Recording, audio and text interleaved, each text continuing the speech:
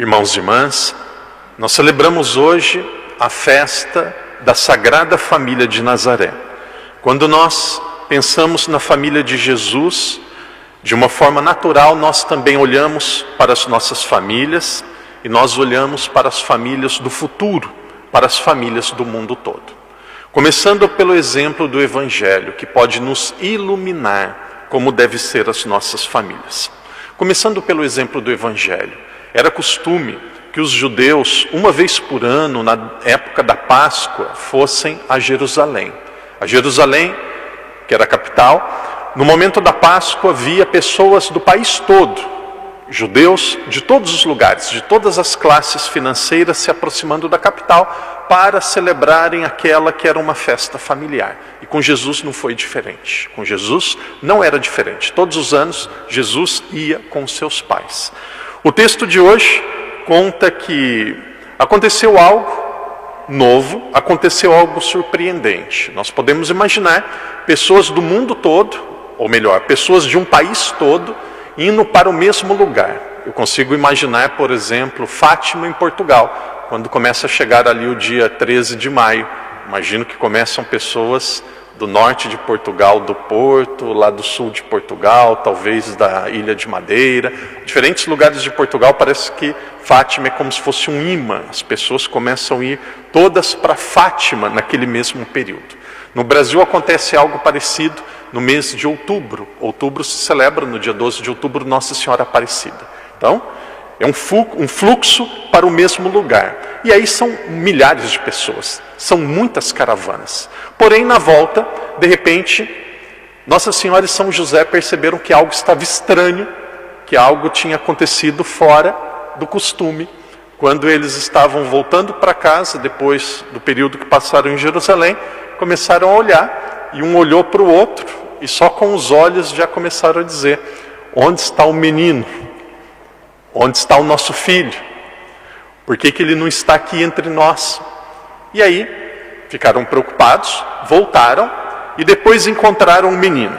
E assim que encontraram o menino, Nossa Senhora, mãe, aqui abrindo um parênteses, tem algo muito interessante na Bíblia. Nós não vamos encontrar em nenhum momento nenhuma palavra de São José. Nenhum momento. Pode ler os 4 evangelhos, pode ler o Novo Testamento inteiro, não sai nenhuma palavra da boca de São José. E aí tem diferentes interpretações. Uma das mais bonitas e mais ricas era: São José foi uma pessoa que apenas a vida dele já era suficiente para falar. Ele não falou nada. E aí, talvez, como muitas famílias, a mulher, aqui não é uma crítica, que é personalidade, natureza, muitas vezes é a mulher que fala mais do que o homem, e ali não foi diferente. Quando encontraram o menino, quem chamou a atenção dele? O pai ou a mãe? A mãe. E é sempre assim, né? E quando o filho não ouve a mãe fala 1, 2, 3, 4 vezes. Quando o filho não ouve, aí a última cartada da mãe é: vou falar para o seu pai. Aí já, vai falar para o meu pai então, aí eu tenho que tomar cuidado. Então foi Nossa Senhora que chamou a atenção: filho, estávamos preocupados. Por que você fez isso conosco? E aí, aqui tem 2 pontos. Primeiro ponto: uma pessoa na época de Jesus uma pessoa na nossa época com 18 anos de idade, ela é considerada de maior. Ela pode conduzir, em muitos lugares do mundo ela pode votar, ela é uma pessoa considerada de maior. Na época de Jesus era 12 anos, menino de 12 anos já era considerado uma pessoa de maior idade. Então, ele já de certa forma, já podia tomar algumas decisões por ele. Por isso que o texto enfatiza que ele já tinha 12 anos. Se ele tivesse 11, aqui seria algo muito estranho, uma pessoa de menor, seria ainda uma criança. Para o judeu, 12 já é praticamente um adulto, ou era um adulto, ele já podia fazer isso. Além de mostrar para os pais, daqui a pouco nós falamos isso, que chega um momento da vida que os filhos, aqui dói, mas é verdade, chega um momento da vida que tem o segundo corte do cordão umbilical. Muitas vezes é quando é um casamento, ou vai fazer uma universidade fora, ou quando acontece outra coisa, aí o filho sai, o pai e a mãe continuam achando ainda que é uma criança, tudo, mas tem que cortar de novo. E aí, Jesus, ele já tinha 12 anos, ele podia fazer isso. Mas aqui Jesus, ele já revela quem ele era de fato. Aqui Jesus não era uma pessoa comum.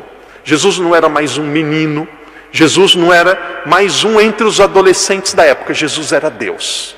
Jesus era Deus. E aqui ele revela: vocês não sabiam, vocês não perceberam ainda que eu devo me ocupar com as coisas do meu Pai, que eu devo estar na casa do meu Pai. E aqui tem uma resposta, um detalhe muito interessante que diz assim: Nossa Senhora, ela não compreendia aquilo, Nossa Senhora, ela não compreendia aquilo, mas ela guardava todas aquelas coisas no coração. Aqui deixa o padre dizer algo para vocês. A maioria de vocês tem mais experiência do que eu de vida, mas a maioria de nós vamos, todos nós, principalmente as pessoas aí depois de uma certa idade, tem muitas coisas que nós vamos guardar no nosso coração. Coisas boas, mas também dores, às vezes arrependimentos, às vezes tristezas, humilhações, incompreensões. Existem coisas que nós vamos guardar na nossa alma. A nossa alma é como se fosse um sacrário, local de coisas sagradas. E aí você vai guardar com todo carinho, aquilo pertence a você e a Deus. Em outras palavras, muitos dizem segredo, mas existem coisas que só nós podemos passar, e tem coisas que só Deus merece saber. Claro, pode conversar com um amigo, com um esposo, com uma esposa, ou com um padre, com quem vocês quiserem, mas existem coisas que as pessoas não vão nos entender. Não vão nos entender, só Deus pode nos entender. Então foi isso. Nossa Senhora, ela guardava, que texto, que passagem linda. Sua mãe guardava todos esses acontecimentos em seu coração. E aqui diz: e Jesus crescia em sabedoria, em estatura, em graça diante de Deus e dos homens. Às vezes aparecem alguns livros, alguns filmes, algumas obras, dizendo da vida de Jesus, coisas que ele fez e aconteceu com ele dos 12 aos 30 anos de idade. Tudo isso é imaginação, tudo isso é suposição. Melhor termo, o termo mais compreendido por nós, tudo isso é ficção. Nós não sabemos de nada que aconteceu da vida de Jesus, dos 12 até os 30. Esse é um momento que só Ele, só Deus sabe. Então algum dia se disser que Jesus, ele jogava futebol com as crianças, Jesus ele martelou o dedo um dia ajudando São José na carpintaria, se falar tudo isso, muito bom, mas não é verdade. Ninguém sabe, ninguém sabe. Da vida de Jesus sabe dos 12 para trás, dos 30 para frente. Então isso é o que o texto nos diz.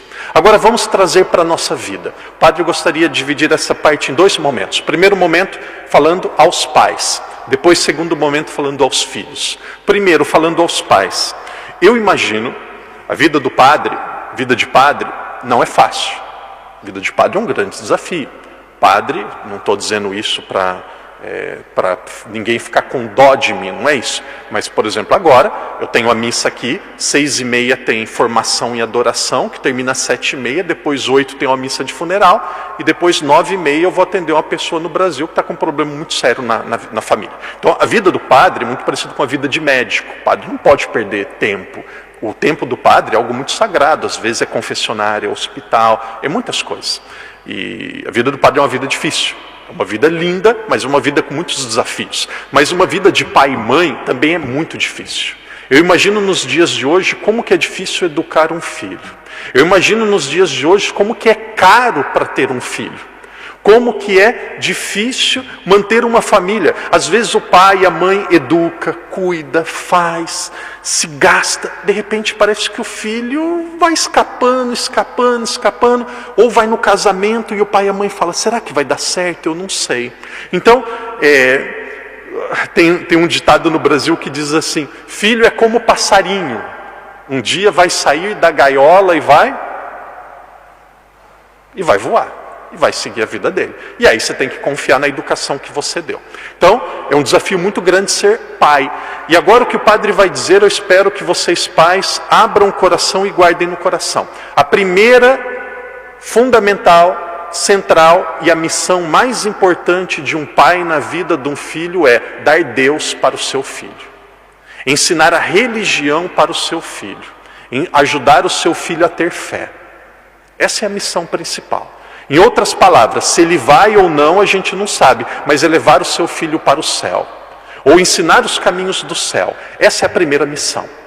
Se um dia você, e isso vai acontecer com todos nós, quando o senhor e a senhora falecerem, se você ensinou a fé, viveu a fé para o seu filho, a sua missão na terra está cumprida. Naturalmente precisa de escola, de roupa, de tudo isso, mas a primeira missão é conduzir o seu filho para a vida que não acaba, que é a vida eterna. E foi isso que a família de Nazaré fez. Todos os anos eles iam para o templo. Todos os anos eles iam para fazer ou para celebrar a Páscoa. Então, queridos pais, eu fico muito feliz quando eu vejo um pai, uma mãe, ou quando eu vejo pessoas participando da missa e convidando e trazendo seus filhos. Então, queridos pais, a primeira missão, se preocupe com a universidade, se preocupe com as roupas, mas se preocupe principalmente com a salvação dos seus filhos, a salvação dos netos. E aqui eu tenho que dar os parabéns para muitas avós. Como que é bonito, às vezes a mãe na correria de trabalho, de tudo, não consegue talvez dar aquele cuidado que deveria, mas a avó ensina a rezar. A avó ensina a rezar. Criança às vezes de 3 anos sabe fazer o sinal da cruz. E o oposto também pode acontecer. Às vezes no Brasil, uma das coisas que me deixa mais triste, criança de 4, 5, 6, 7 anos de idade, menina, vocês chamam de rapariga, usando roupa curta, dançando música sensual, falando palavra feia. Que coisa! As crianças são puras. As crianças, elas foram criadas para irem para Deus. Então, vó, pai e mãe, ensina a religião. Um dia, se ele não quiser, responsabilidade dele. Ele vai se ver com Deus. Mas até os 12 anos era responsabilidade do pai e da mãe. Depois dos 12 ele ia fazer o que quiser. Até hoje, até os 18 é responsabilidade do pai e da mãe. Por isso, queridos pais, fale e dê exemplo. Aqui ninguém é perfeito. Não existe pai perfeito, não existe mãe perfeita. Nós vamos falhar, nós vamos errar. Se alguém perguntar, o seu pai e sua mãe é perfeito, padre? Eles acertaram sempre? Não, erraram algumas vezes. Mas o que eu mais admiro no meu pai é que eles tinham algo chamado reta consciência. O que é reta consciência? O desejo profundo de fazer o que é certo. Se o meu pai e a minha mãe tivessem que escolher entre comer, o meu pai e a minha mãe tivessem que escolher entre fazer uma viagem, eles dois, ou comprar algo que eu precisava, a viagem ficava para depois. Esse é um pai maduro. Essa é uma mãe de verdade. Um pai e uma mãe de verdade é aquele que deixa de fazer as suas vontades para fazer primeiro a vontade dos filhos. Eu tenho uma irmã, minha irmã tem 40 anos, meu sobrinho hoje ele tem 21. Minha irmã teve o meu sobrinho quando ela tinha 18 anos de idade. Muito jovem, estava terminando o 2º grau, depois foi para a universidade. Hoje ele já está com 21, está no 4º ano de medicina. A gente brinca que ele já é meio médico, já passou da metade dos estudos. A minha irmã, toda chance que ela tem, de uns 2 anos para cá, ela viaja. Agora eles vão para a Argentina e viaja para vários lugares no Brasil, que ela gosta de fazer viajar. E aí um dia eu falei para ela, você gosta de viajar, hein?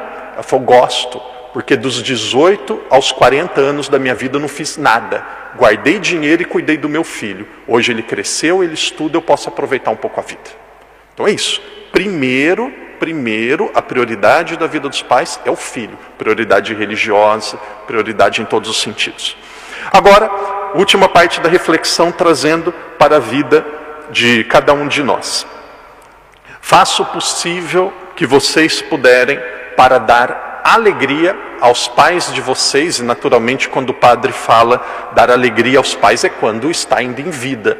Faça o possível para dar alegria ao seu pai e à sua mãe quando eles ainda estão vivos. Outra coisa que me deixa muito triste, às vezes tem um filho, uma filha que estuda mais do que o pai, ou tem uma formação um pouco melhor e depois humilhando o pai e a mãe, se achando superior. Então, querido filho, todos nós somos filhos. Aqueles que ainda têm os pais vivos, cuide dos seus pais. Faça, cada um sabe a sua realidade, aquilo que vocês puderem para honrá-los. Deus, quando os pais são honrados, o próprio Deus é honrado. Que Jesus nos ajude, através da Sagrada Família de Nazaré, a olharmos para a nossa família e vemos que vamos ter dificuldades também. Quando eu olho para Jesus, olha que coisa interessante, eu vinha pensando isso hoje. Jesus, para mostrar que todas as famílias têm problemas, Jesus, ele nasceu entre os animais. Jesus, ele morreu entre os bandidos. Então, do começo ao fim nasceu no meio dos animais, morreu entre os bandidos. E só tem uma pessoa que estava nesses dois momentos. Só uma. Ah, Deus? Não, falando de fisicamente. Só uma pessoa. São José? Não, ele já tinha morrido. João, que estava ao pé da cruz? Não, ele não estava lá no começo. Só uma pessoa que estava em todos os momentos. Essa pessoa foi Maria, Nossa Senhora. Então, pode acreditar, e vocês sabem mais do que eu, no momento que a coisa apertar, no momento que a coisa ficar difícil, com quem a gente conta é a nossa família. Amigos, muitas vezes é quando tem dinheiro, quando as coisas estão bem. Quando tem uma complicação, muitos vai escapar. Então, cuida da sua família, que ela é o maior tesouro, a maior missão que Deus lhe deu. E para cuidar da nossa família, olhemos para a família de Nazaré. Nos momentos difíceis, nas lutas, respire fundo, reze e tenha certeza. Deus, ele não dará uma cruz maior do que aquela que a gente pode carregar. Deus jamais dará uma situação que não será para nos educar.